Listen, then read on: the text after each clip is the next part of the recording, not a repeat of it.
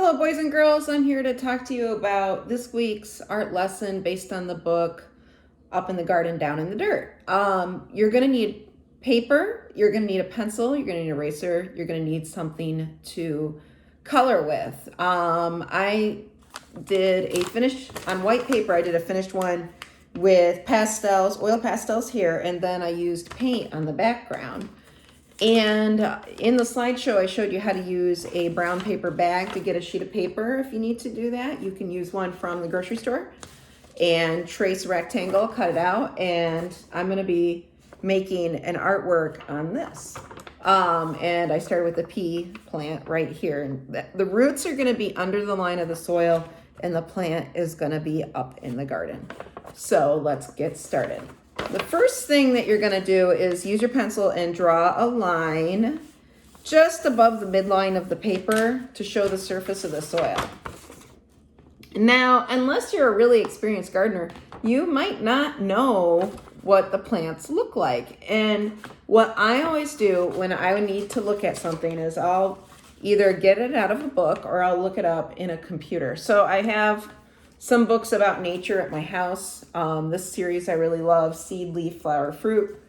And then I have my computer right here. So all you got to do is go to Google and then Google the name of your plant. I love spicy food. So I'm going to draw a jalapeno pepper. So I typed in jalapeno pepper plant, and voila, when you go to images, you get all sorts of plants. So I'm going to click on this one right here and then go to work. Now, the pepper plant, you can see, has roots on underneath the soil here, and then a tall, skinny stalk, and then the peppers are growing from it. So when I draw them, I'm going to draw them with short roots. When you're drawing this project, you're going to be drawing 4 things that grow in your garden, and then I'd like you to add 4 garden dwellers. So those are the things that live in the soil or above the soil, the insects, the animals. You could even have a little skunk kind of popping in here if you wanted to, a little mole.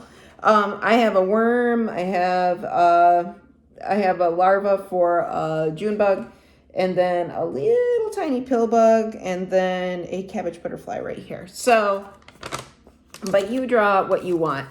You're going to get a lot of inspiration from the story itself. If you make sure you watch the story, because it's just marvelous. Oh yes, my jalapeno plant. So it has very short roots underneath the soil here. And then it has a tall stem that comes up. And you know what? If you run out of room, you can just let it run off the page a little bit, but you want to show some of the plant. Maybe it's going to be the bottom of it. So I'm going to draw an arching stem here, and then the leaves have kind of an oval shape to them, and then all those wonderful, wonderful spicy peppers. Just like that. And keep repeating the shapes of the plant and draw away. Now, if you want, you can use a pen and you can outline as you go, or you can wait until you're done. If you're going to be using a permanent marker, make sure you have maybe some newspaper or something underneath to keep it from bleeding through to the table.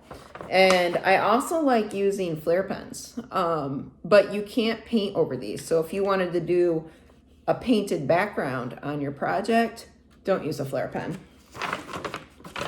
So I'm going to trace. Just give me a moment here. And drawing all the leaves and everything like that. And then my little pepper. Now when you get done with your drawing, and you have 4 plants, you have 4 garden dwellers, just all the little insects or animals or things that you might want to draw. Some people like to draw the weather conditions. They like to have a little bit of rain. When you look up your plant, see if you can find a picture that has the roots.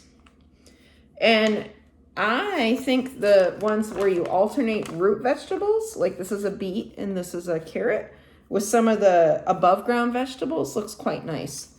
I mean, some vegetables you eat the roots. Some vegetables you eat the fruit, like a strawberry or a tomato, because the fruit has the seed in it. And sometimes you just eat the plant, like asparagus or lettuces and things like that.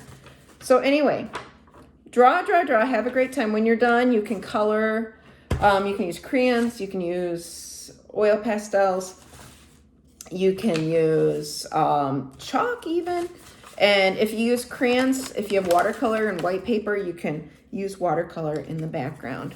Go ahead and email me your final designs. I'll be happy to give you some feedback, look at them, and I hope you really enjoy your garden pictures. Bye-bye now.